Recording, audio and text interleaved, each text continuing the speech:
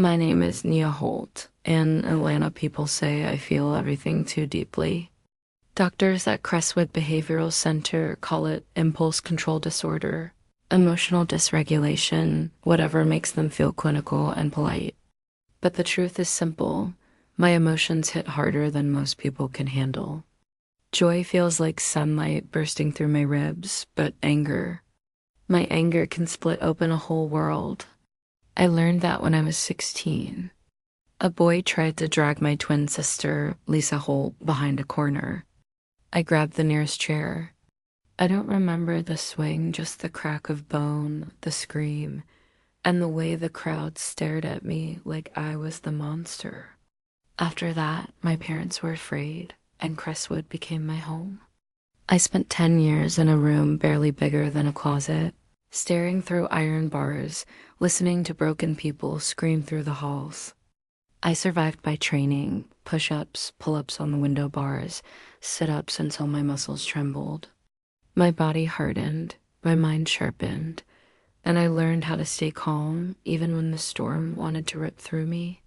Through all those years, Lisa was my only softness. She visited me monthly, always gentle, always apologizing, always too kind for a world that eats women like her alive. The day they locked me up, she cried until she collapsed, and I told her, "Don't you ever wish you were the one in here? I can survive this place. You can't. You go live. You live for both of us?" She promised. Then she married a man named Darius Rakestall, polished, handsome enough, but with eyes that shifted too much. Something in him wasn't honest. I didn't like him from the first second. Lisa insisted it was a blessing anyone wanted her at all. I wanted to scream, but I was the crazy one, so my warnings meant nothing. She built a life with him, had a daughter, a little Sky, and she kept visiting me. But each visit showed the truth she tried to hide. She grew thinner, her smile weaker, her voice dimmer. And every time, even in suffocating Georgia heat, she wore long sleeves buttoned to her throat. I asked, she lied. But a twin always knows. Then one gray morning, the door opened and she stepped inside, and my entire body went cold. She wasn't Lisa anymore. She looked like a ghost wearing Lisa's face. Her hair was messy, her cheeks hollow, her eyes vacant.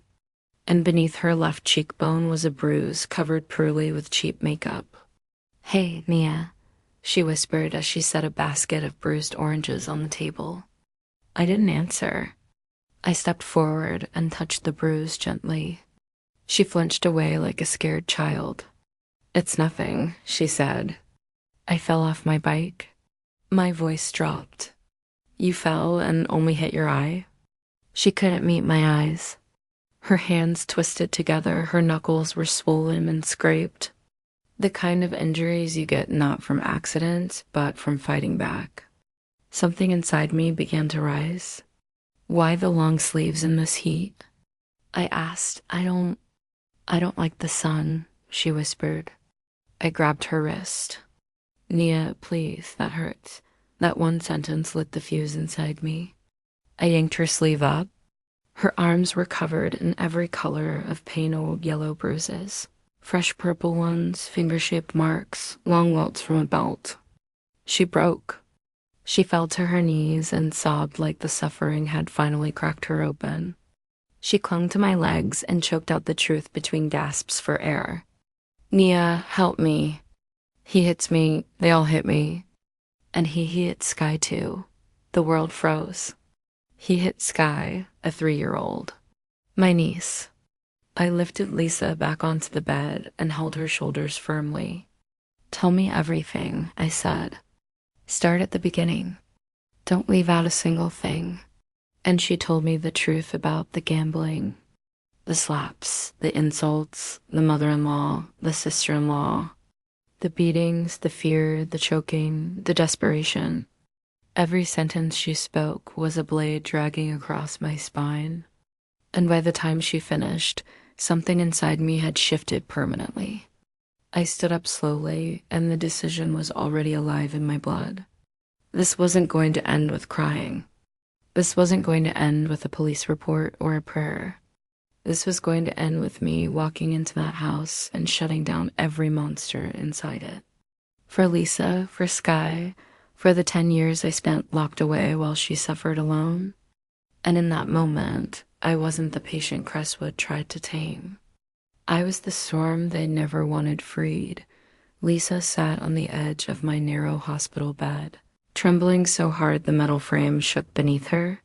She clutched the cup of water I'd given her with both hands, but it still merely slipped from her fingers. Her eyes were swollen, her lip quivered, and every breath sounded like it scraped her lungs on the way out. When she finally found the courage to speak, her voice came out thin and broken.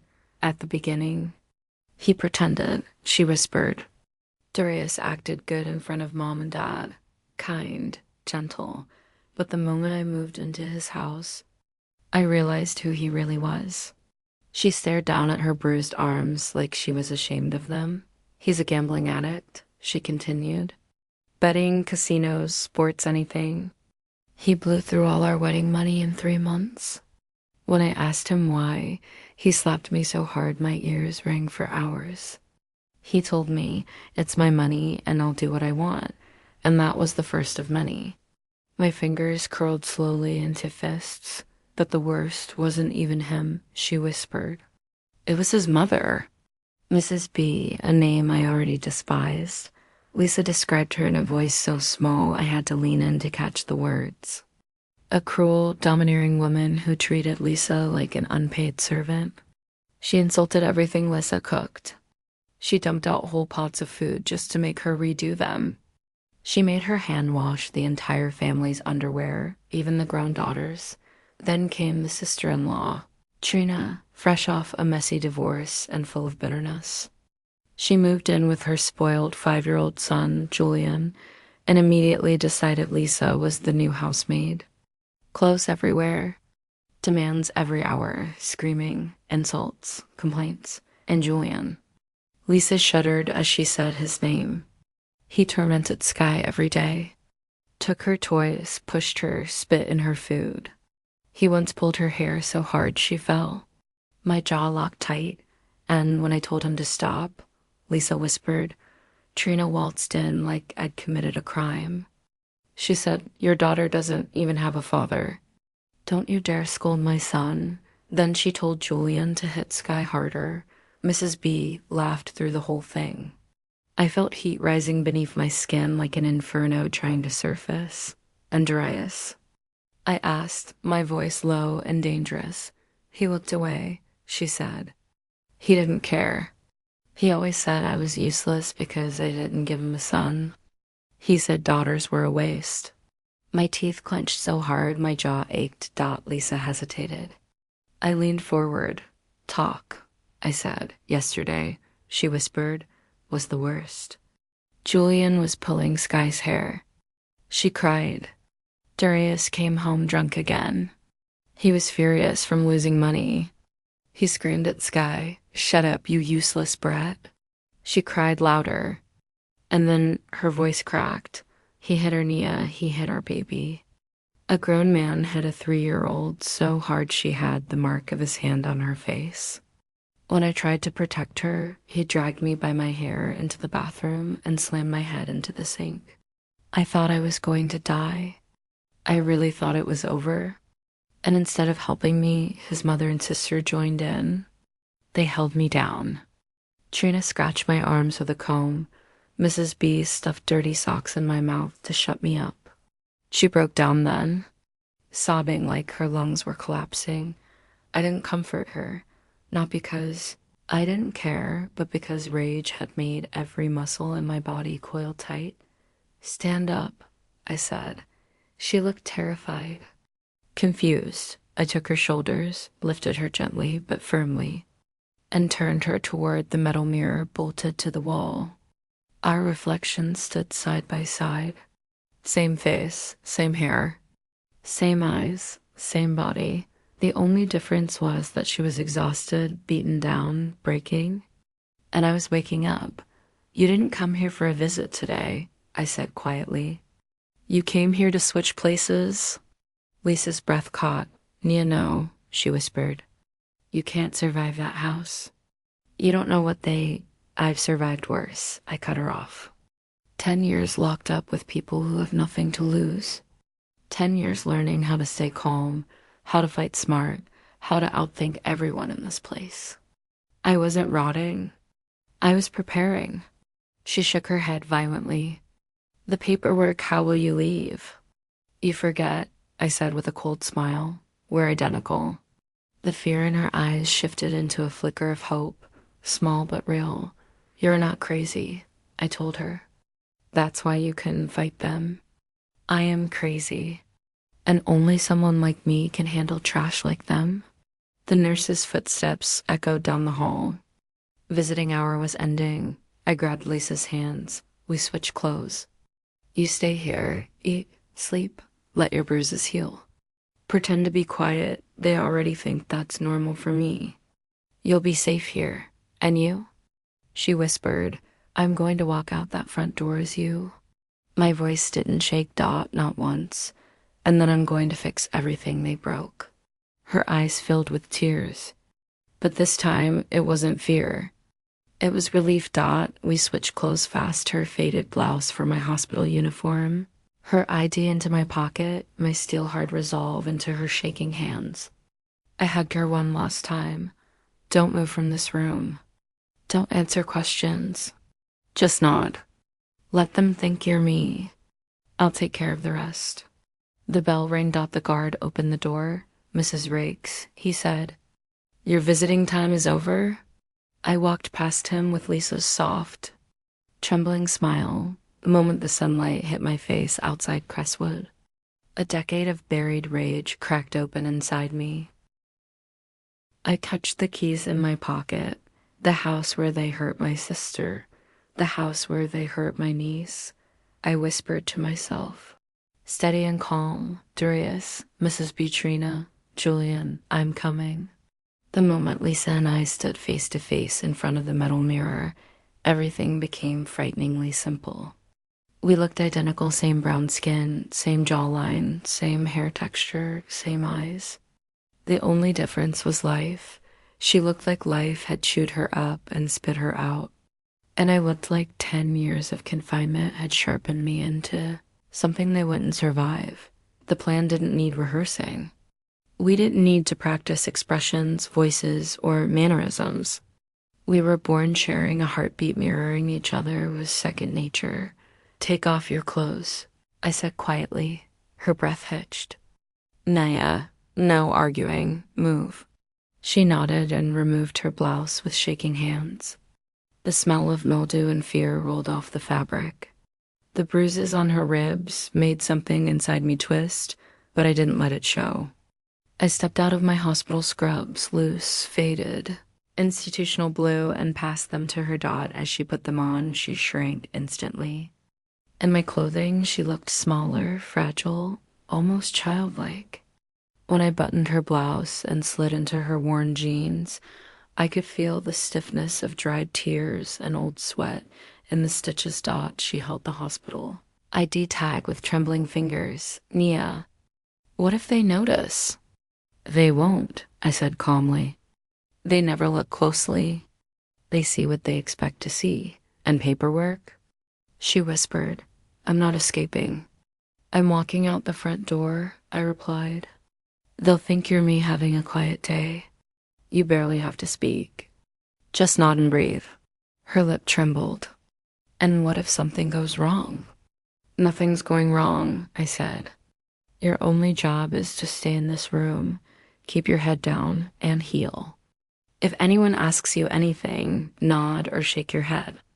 You already look traumatized, trust me. They'll think my emotions finally collapsed. That's normal for them.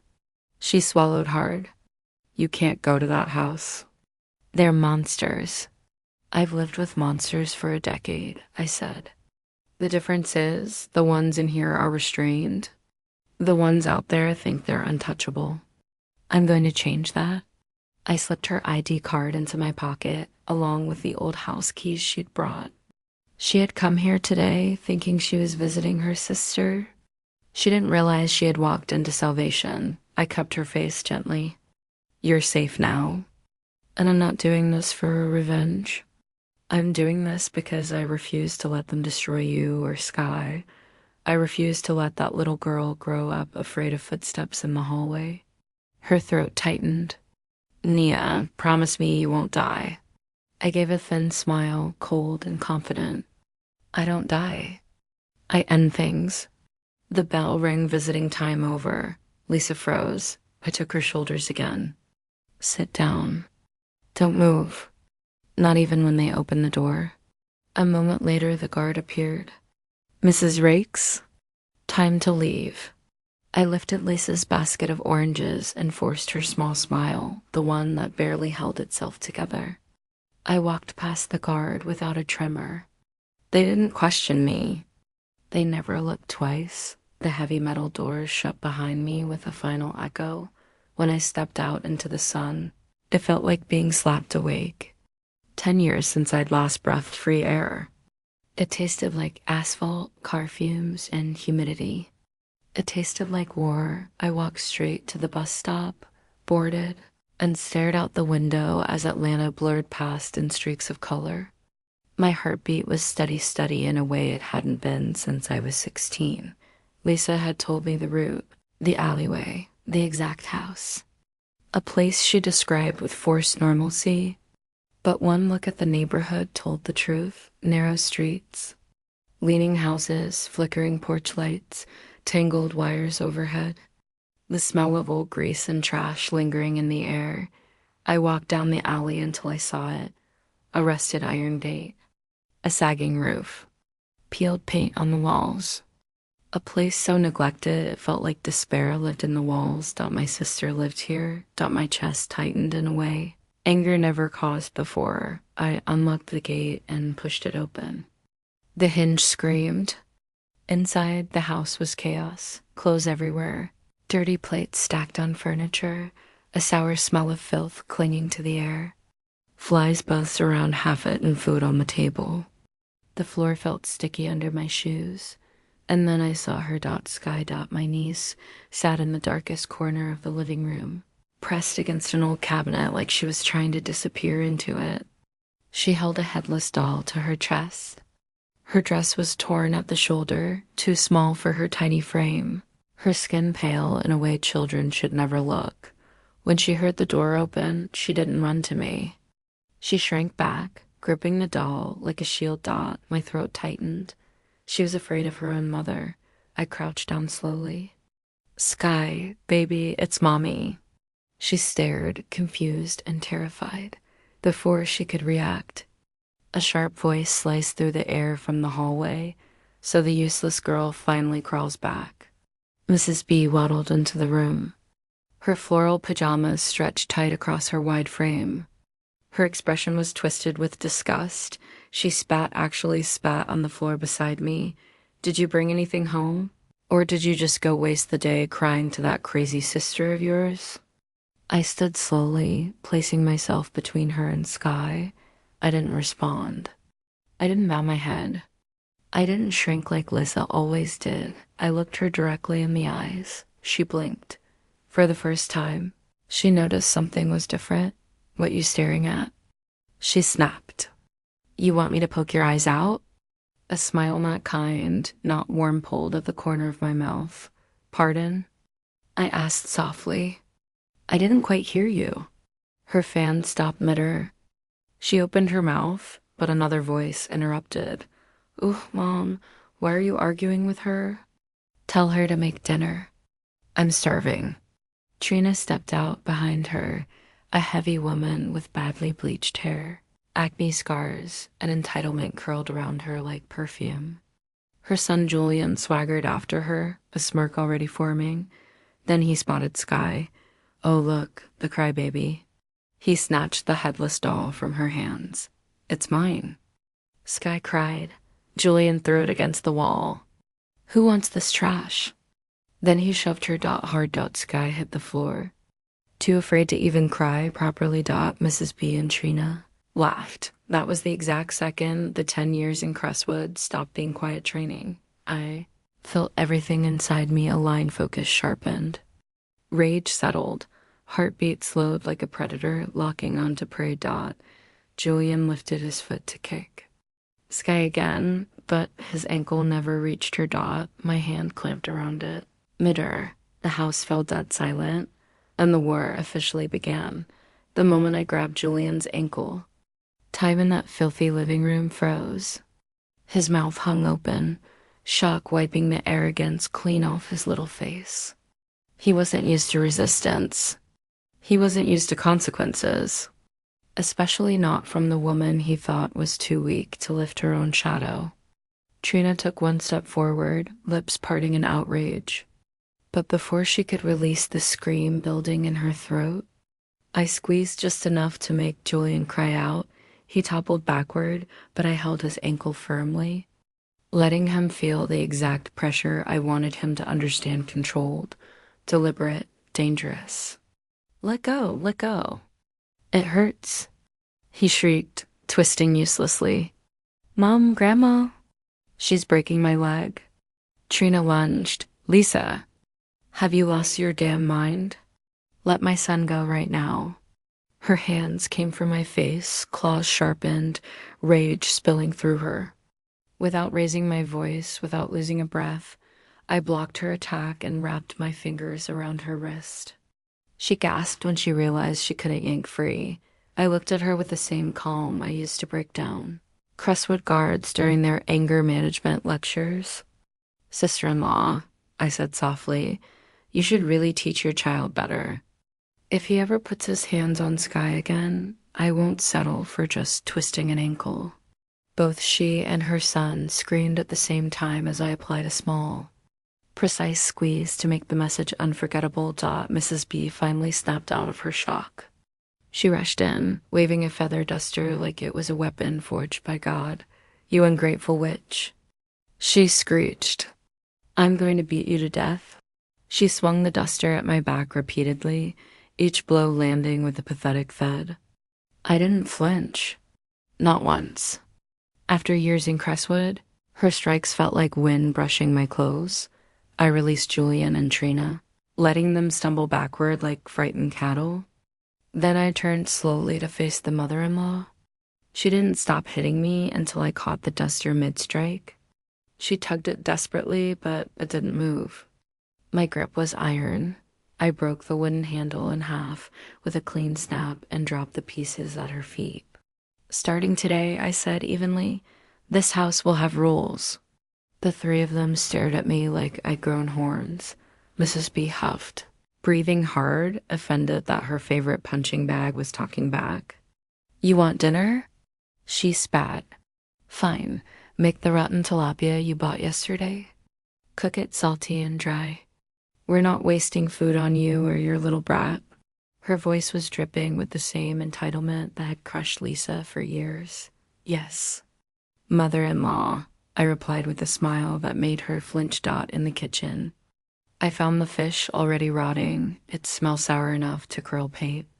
I cleaned it, cut it, and set it to stew exactly as she demanded.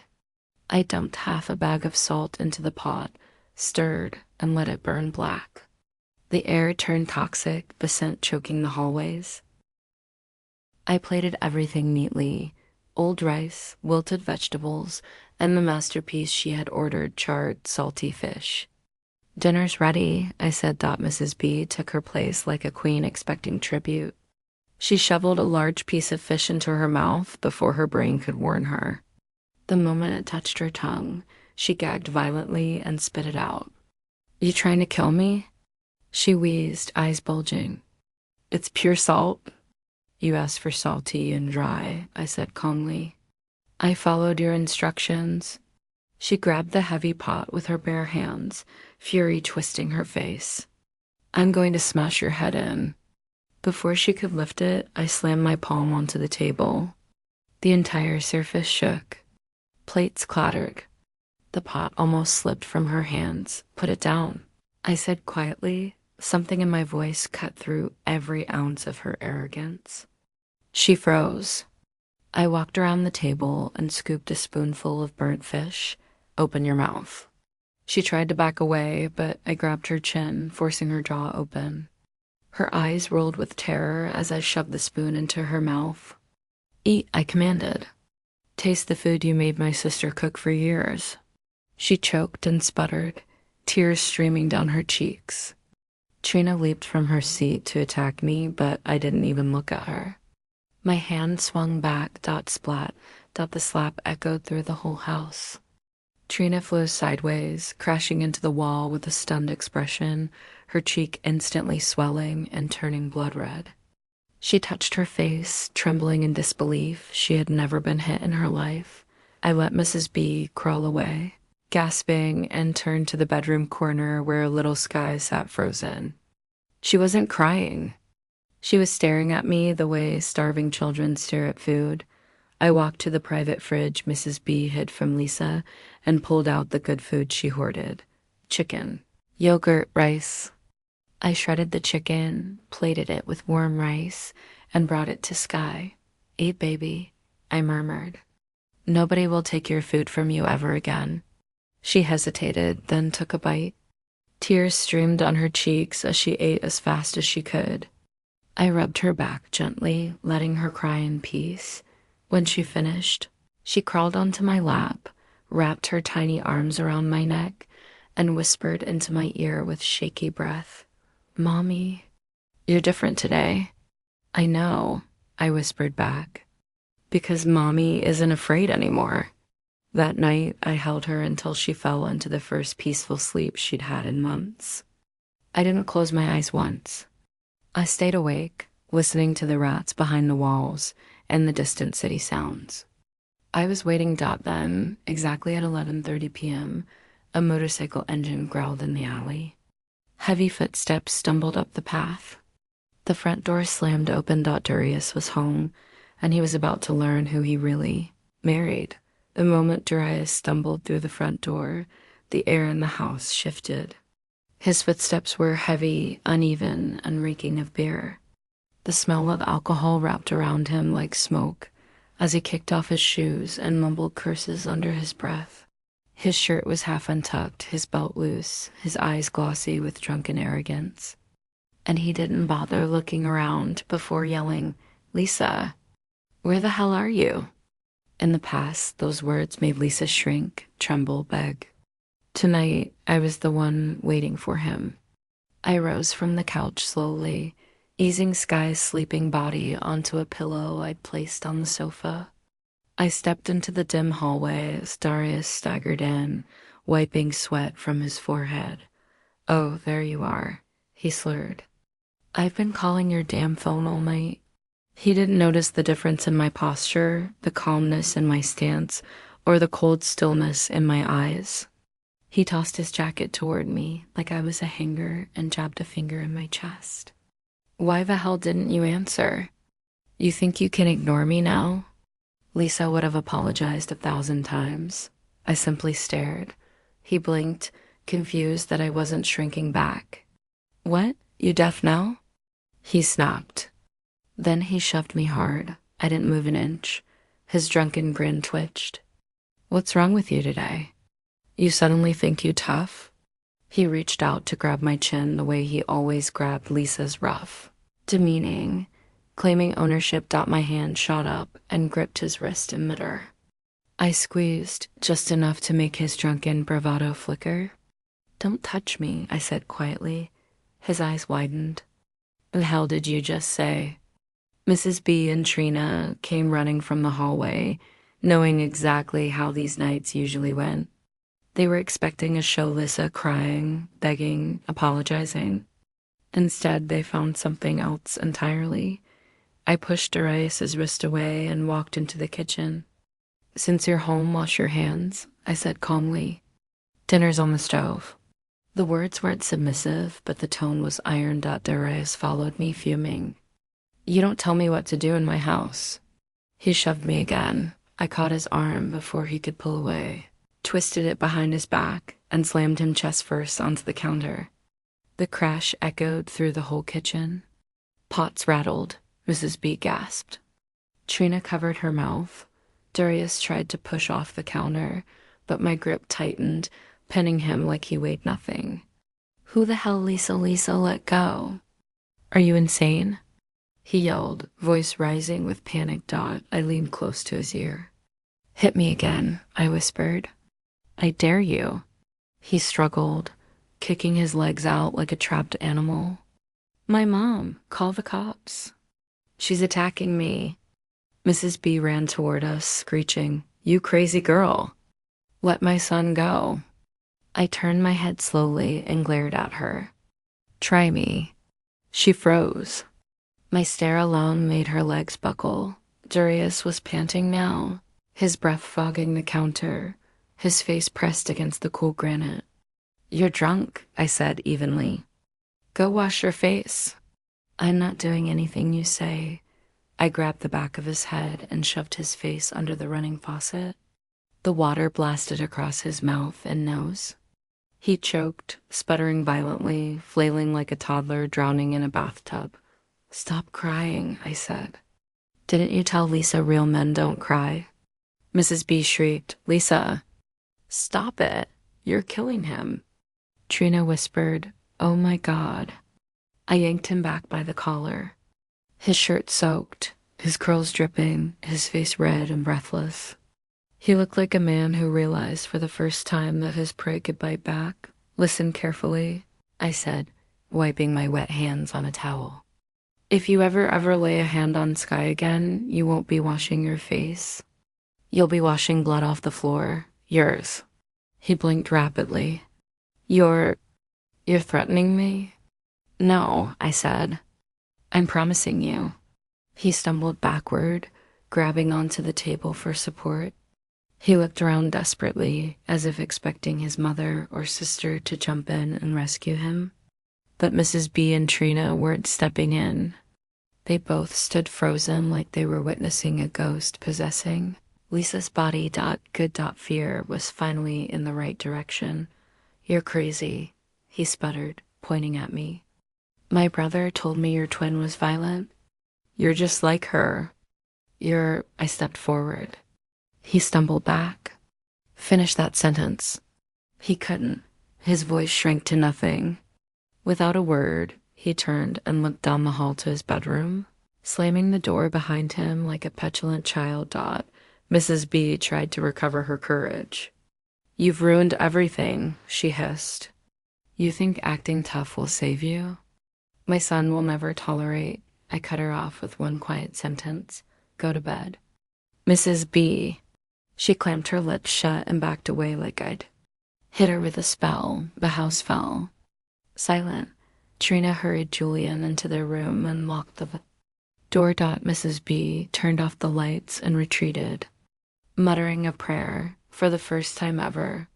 The house obeyed me. I walked back to the living room, lifted Sky gently, and carried her to the small bedroom. She curled against me in her sleep, peaceful, trusting. I kissed her forehead. I got you, I whispered. Nobody touches you again? Not while I'm breathing. I laid her down and sat beside her until sunrise. The house stayed unnaturally quiet, like everyone was afraid to make a sound, but deep in the night I sensed something else, movement. Whispers, tension, a storm was gathering. Behind those bedroom doors, a plan forming, a retaliation brewing, and I was ready because I hadn't come to survive this house. I'd come to burn it all down. The next morning, the whole house felt unnaturally quiet, like the walls themselves were waiting to see what would happen. Normally, Lisa would have been up before sunrise, shuffling around the kitchen like a shadow, terrified to disturb anyone. But today, I took my time. I made Sky's breakfast: first fresh eggs, beef sautéed in butter, warm toast I found hidden behind expired cereal boxes. As she ate, color returned to her cheeks piece by piece, and I realized how starved she truly was. Outside the bedroom doors, I could hear the faint creak of floorboards. They were awake. They were listening, and none of them dared step out. Good. After Sky finished eating, I gave her a warm bath, braided her soft curls, and put on cartoons with the volume low. Each giggle she let slip felt like a reminder of why I was here. By 9 a.m. A heavy knock rattled the front door. Not a timid knock. A police knock. I wiped my hands on a towel and walked calmly to the door. When I opened it, 2 officers stood there, one older with steady eyes, and one younger, stiff and eager. The younger one immediately stared at my bruises, the ones Lisa had collected over months. "Ma'am," he said, "are you Lisa Rakes?" "Yes," I answered. "We received a complaint from your husband." "He's accusing you of assault?" Right on cue, Darius crawled out of the hallway, limping, acting like he'd survived a war. His face was swollen, his lip cut, and he moved like every breath was agony. The performance was almost impressive. "Officers," he cried, raising his bandaged wrist dramatically. "Look at what she did to me. She attacked me. She's violent. She's the sister of that crazy woman from the psychiatric hospital. The madness rubbed off on her. Arrest her." Mrs. B and Trina peeked from their rooms like rats testing for traps. "It's true, officer," Mrs. B said quickly. "She hit her husband, then me, then Trina. She's out of control. You must take her away." Trina pointed at her swollen cheek, still pink from my hand. "She slapped me for no reason." The older officer looked between them, then at me, small, thin, quiet, standing there barefoot. He frowned. "Mrs. Rakes, did you assault your husband and these 2 women?" I let the silence stretch just long enough to tighten their confidence. Then I nodded softly. "Yes, officer." I did. Their eyes widened in victory. She confessed. Trina hissed, "Arrest her." But I wasn't finished. "I did it in self-defense," I continued evenly. "They hit me first. Lies." Darius shouted, "When did I ever lay a hand on you?" I looked directly at the older officer. "May I ask something? What exactly qualifies as assault?" The younger officer scoffed. "Ma'am, your husband's face is bruised. You put him in this condition." I held up one finger, stopping him. "Officer, please answer my question." The older one finally responded. "Assault means an intentional physical attack." "Thank you," I said calmly. "And if a man drags his wife by her hair and beats her until she bleeds, is that also assault?" Darius paled. And if a mother-in-law stuffs dirty socks into her daughter-in-law's mouth while her son chokes her against a sink, is that assault?" Mrs. B froze. "And if a sister-in-law scratches someone with a comb until her skin breaks, is that assault?" Trina's mouth fell open. I stepped aside and slowly lifted my sleeves. Bruise after bruise, cut after cut, finger-shaped marks. The officers' faces tightened as the truth painted itself across my arms. "These injuries," I said quietly, "are from them." The young officer looked rattled. "Mrs. Rakes, why didn't you mention this earlier?" "Fear," I said. "They threatened me. They threatened my daughter." I let that sink in. My 3-year-old daughter. The older officer's jaw locked up behind him. Darius stumbled backward. His fake injury suddenly not so important anymore. I continued, voice flat and calm. "If I defended myself last night, it was because I didn't want to die." The older officer exhaled slowly. "We'll need statements from everyone." "Of course," I said. Mrs. B tried to speak, but her lips only flapped silently, panic, choking the lies she was trying to form. Trina trembled. Darius actually sat down from fear. The officers stepped inside to begin their paperwork, but they didn't cuff me. They didn't even raise their voices at me. They could feel something in the house. Something they couldn't name. Something that told them the wrong person wasn't the one being accused. When they left, the house fell into a silence so heavy it felt physical. Mrs. B crawled back into her room. Trina dragged Julian away like a scolded dog. Darius disappeared. nursing both his bruises and his humiliation, and I went back to Sky, lifting her into my arms. "You hungry, baby?" I asked softly. She nodded. I prepared her another plate, warm and comforting, while she ate. I stared at the dark hallway where the monsters hid behind thin wooden doors, shaking, whispering, planning. They hadn't learned their lesson yet, that they would.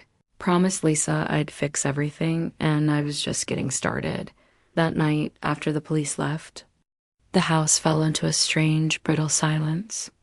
No insults, no stomping, no orders. Just fear raw and shaky spreading through every hallway. I tucked Sky into bed, hummed softly until her breathing steadied, then sat beside her until she drifted into deep sleep. Save for the first time in months, I didn't sleep. I sat in the dark, listening to the quiet murmurs and frantic plans being whispered behind closed doors. Fear makes people stupid. It also makes them dangerous. I knew the three of them would try something. They just didn't know I was already waiting for it. Around midnight, I heard the first door creak. Darius. He stepped into the hallway, clutching his ribs, limping slightly, still humiliated from earlier. His expression wasn't angry now. It was panicked, jumpy, confused. He glanced toward the kitchen, then toward Sky's room, then toward me as I stood in the doorway, watching silently. His whole body jolted. "Why are you standing there like that? Making sure you don't touch my child." "I wasn't," he swallowed. "Look, whatever's going on with you, just stop it. You're scaring everyone." "I'm not trying," I said. "I just exist." "That's enough to scare cowards." His jaw clenched. "Coward? You think you're tough now? Because you pushed me earlier?" I stepped closer. He stepped back, hit me again. I said quietly, "Let's see what happens." He raised a trembling hand, not to hit me, but to defend himself. A man who hid a woman for years was now shielding his face from her. Pathetic. Mrs. B suddenly shuffled into the hallway, hiding behind the wall like she was ready to bolt. Trina hovered behind her, scratching her neck, eyes darting. "Boy," Mrs. B whispered urgently, "Lisa's gone crazy. Do something." "Yeah," Trina said, trying to sound brave, but failing. "She's possessed or something?" "I'm possessed," I repeated softly. "Interesting. Does possession also explain the bruises on your son's face, ma'am? Or the ones on Lisa's arms?" They flinched but said nothing. Darius tried to straighten up, but the pain in his ribs folded him slightly. "Look, let's just forget about last night, okay? Just cook breakfast tomorrow and I'm not Lisa," I said. "Not the Lisa you think? Not the Lisa you broke?" His eyes narrowed. "What does that mean?" "It means," I said, stepping into his space, "that if you ever lift your hand against Lisa or Sky again, you won't have a hand left to lift." He tried to puff up in response. "You don't scare me." I leaned closer. "Then why are you shaking?" He looked down and saw his hands trembling uncontrollably. That's when rage and panic collided inside him. It snapped something loose. He lunged, swinging wildly, not for dominance, not for power, but out of sheer blind fear. He missed. I grabbed him by the collar and slammed him against the wall so hard the picture frames rattled. Mrs. B screamed. Trina clutched Julian's bedroom door. "You think you're a man?" I whispered. "Hitting women and toddlers doesn't make you a man. But trying to hit me? That's your first real fight." He swung again, sloppy and desperate. I dodged and grabbed his wrist, twisting it until his knees buckled. He groaned through clenched teeth, breath shaking, body trembling under the pressure. "You better stop," Mrs. B shrieked. "You'll break him." "Good," I said calmly. "Let him feel something for once." Trina held her cheek, still swollen from earlier. "Mom, call someone. Do something." "You want to call the cops?" I asked. Go ahead. Go ahead and explain to them the video on my phone." Their faces drained of color. Because they knew. Oh yes, I continued. Every punch from last night. Every curse word.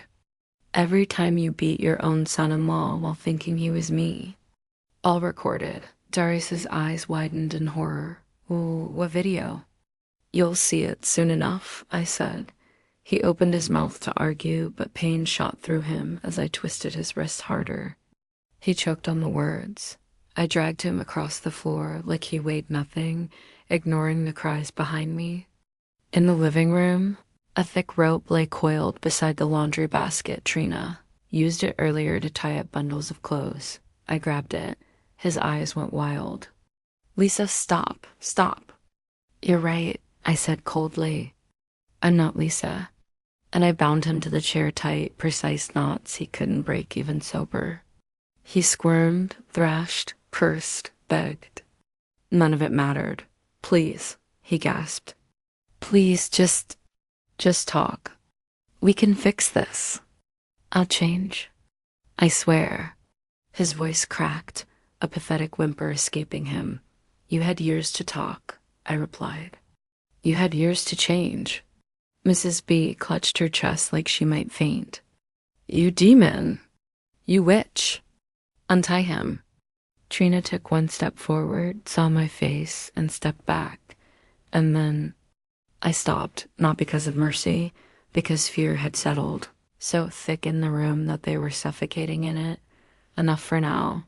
I crouched in front of Darius, leveling my face with his. Remember this moment? I said softly. Because it's the first time in your life you ever felt what Lisa felt every day. His breathing shuddered. Tears ran down his face. I stood and walked toward Sky's bedroom. I'll check on my daughter, I said.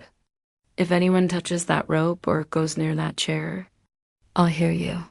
The house stayed silent as I shut the door behind me. They thought this was the worst of it. By morning. The entire house operated under a new kind of silence, fearful, careful trembling. Nobody dared raise their voices, slam doors, or breathe too loudly.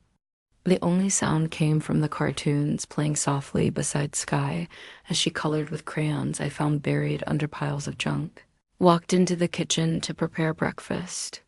The moment I opened the fridge, I noticed something off. The milk carton was shifted slightly forward.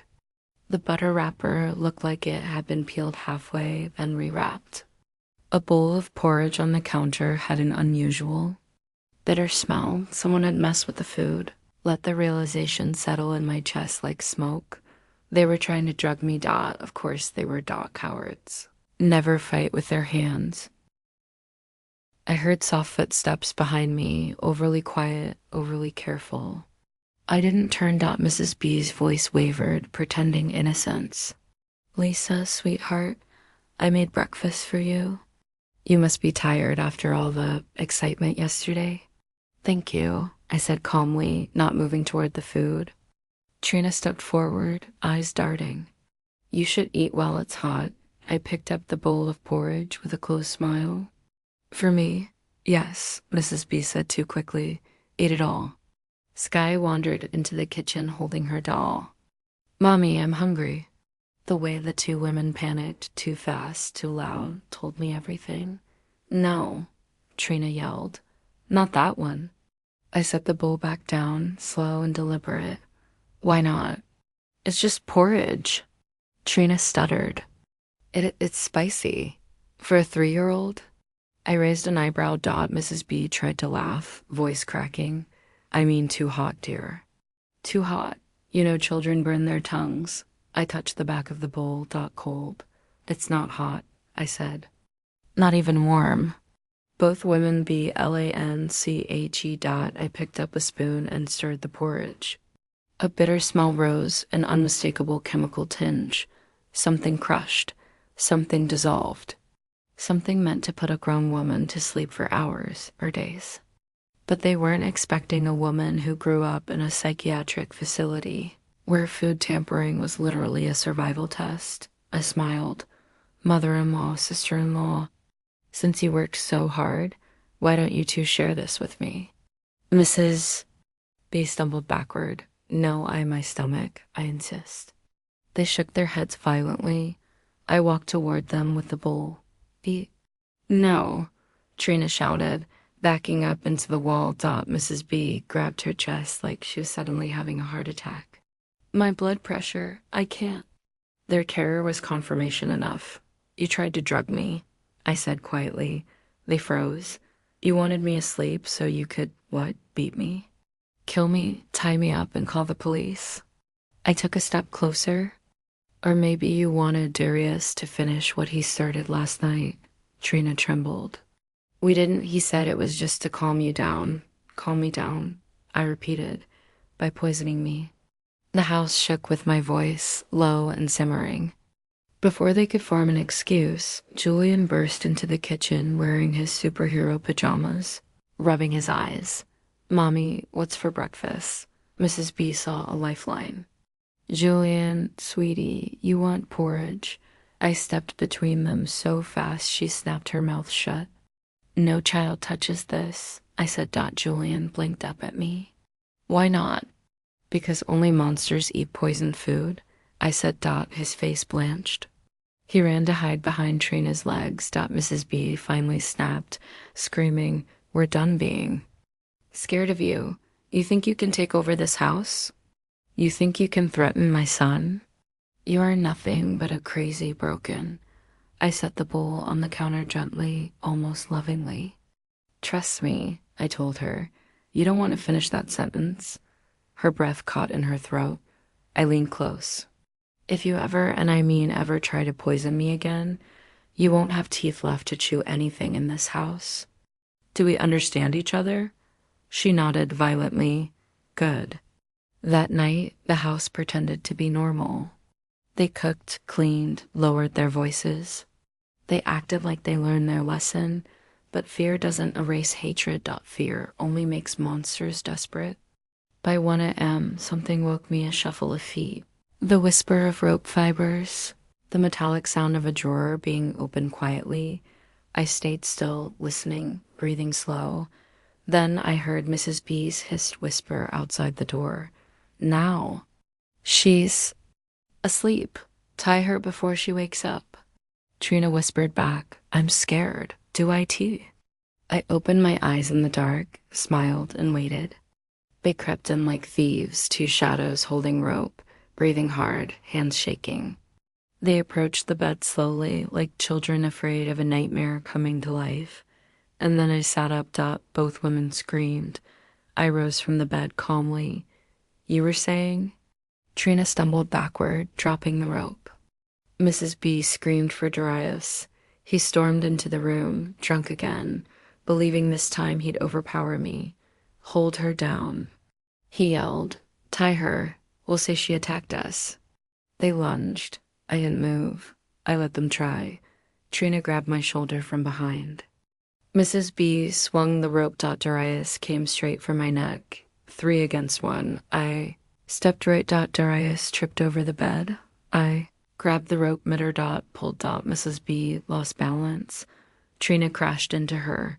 I twisted the rope around Darius in one fluid motion, using his own momentum to bind his arms. He screamed as I flipped him onto the floor. Mrs. B tried to hit me with a shoe.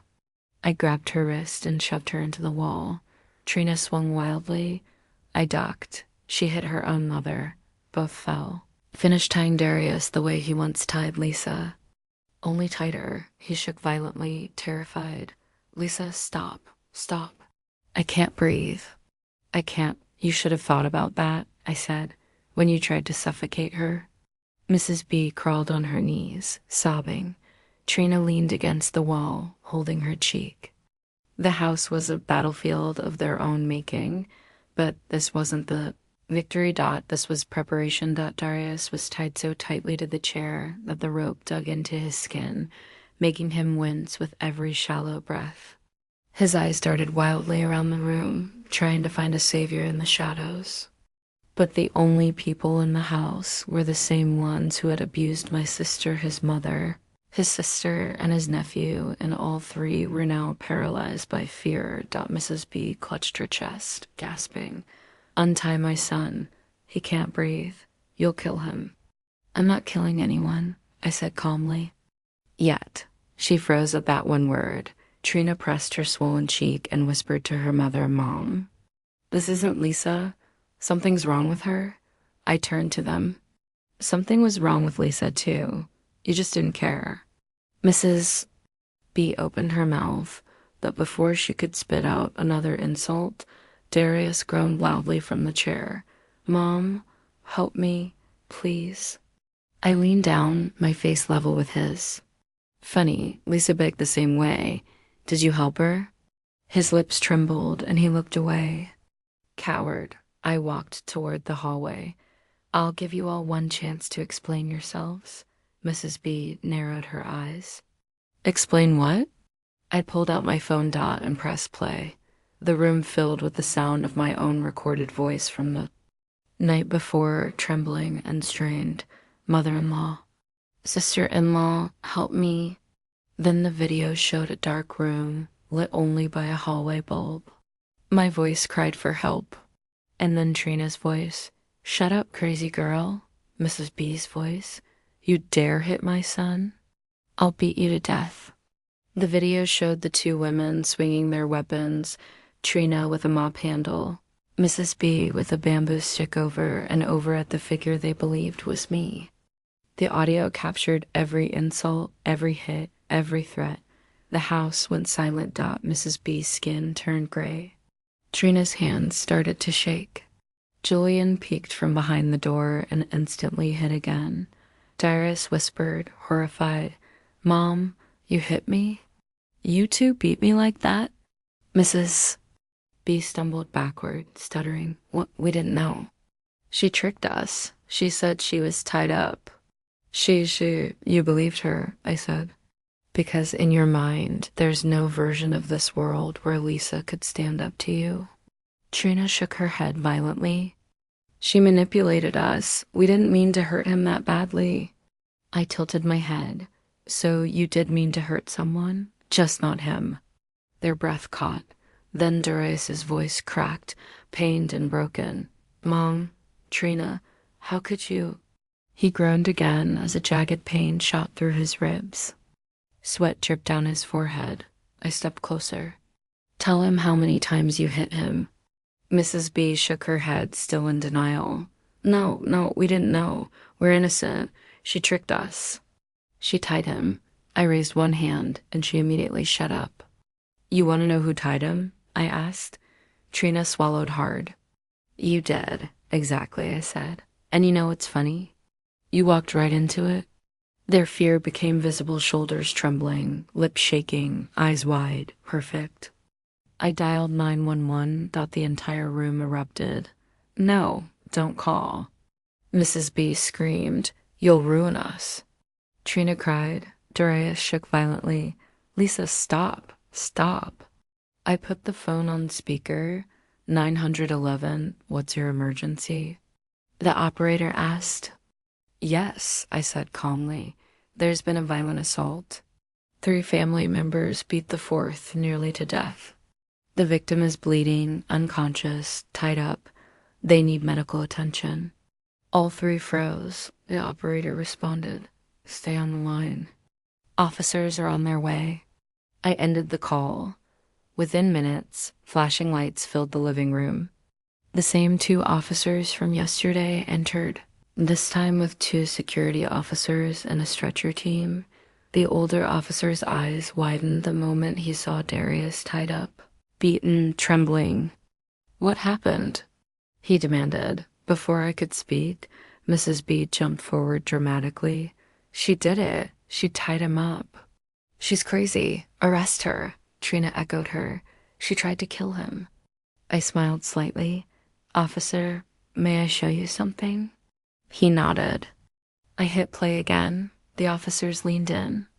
The moment they saw Trina's gleeful face beating the figure she thought was me, then realized it was Darius. The younger officer's mouth dropped open when Mrs. B swung the bamboo stick with full force. Cussing and screaming, the older officer closed his eyes and exhaled hard.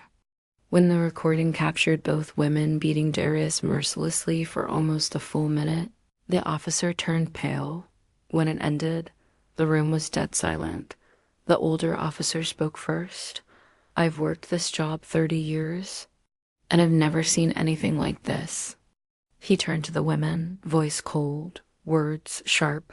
Mrs. B, Miss Trina, you are both under arrest for aggravated assault. Mrs. B screamed and fainted instantly. Trina collapsed. Sobbing, Julian hid in the back, screaming for his mom. The officers cuffed both women. Mrs. B was loaded onto a stretcher. Trina was dragged outside, screaming at the neighbors watching from their porches. The older officer then faced me. Ma'am, thank you for calling. You likely saved your husband's life. I looked at Darius, bleeding and tied. My husband? I repeated softly. Yes, saved. They cut him loose and rushed him into the ambulance. He kept staring at me, half in terror, half in disbelief as they closed the doors. When the police cars pulled away, the house finally became quiet, not the fearful quiet, the peaceful kind. I lifted Sky into my arms, grabbed the suitcase of money they'd stolen from Lisa, and stepped out into the morning light. The war in that house was over, but the ending hadn't happened.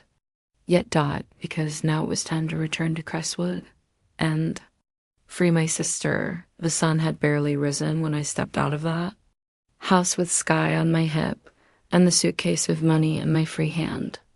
The air felt different, lighter, cleaner, almost sweet. Maybe it was just the feeling of walking away from hell with the person who mattered most.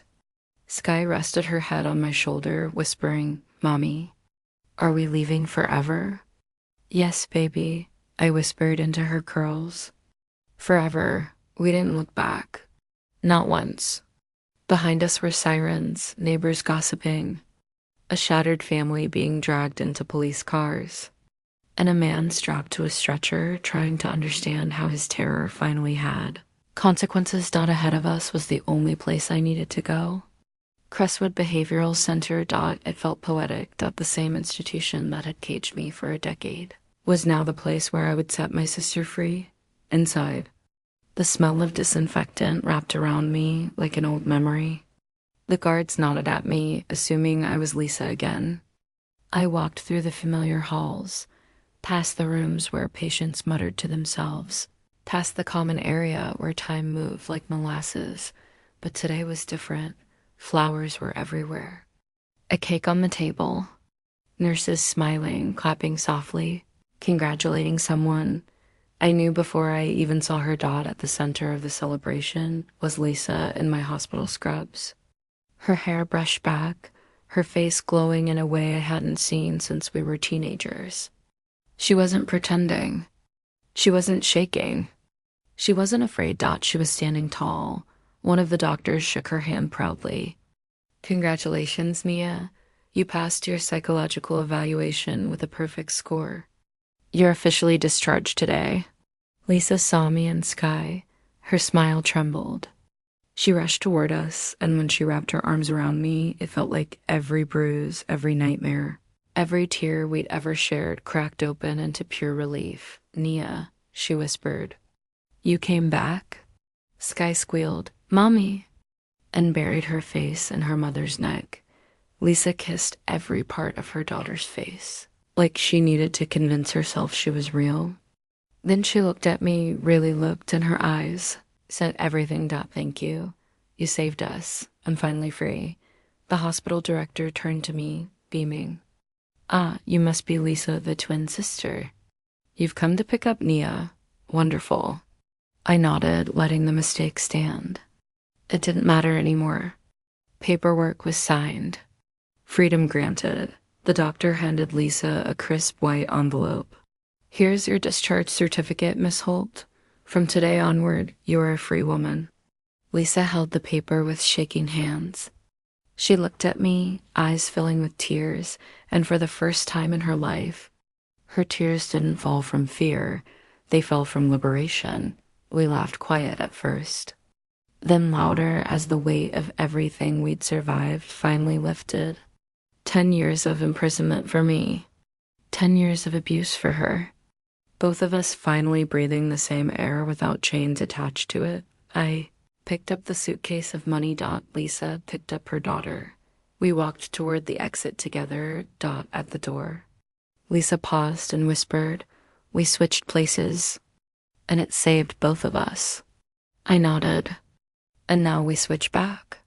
You take your life back, and I take mine."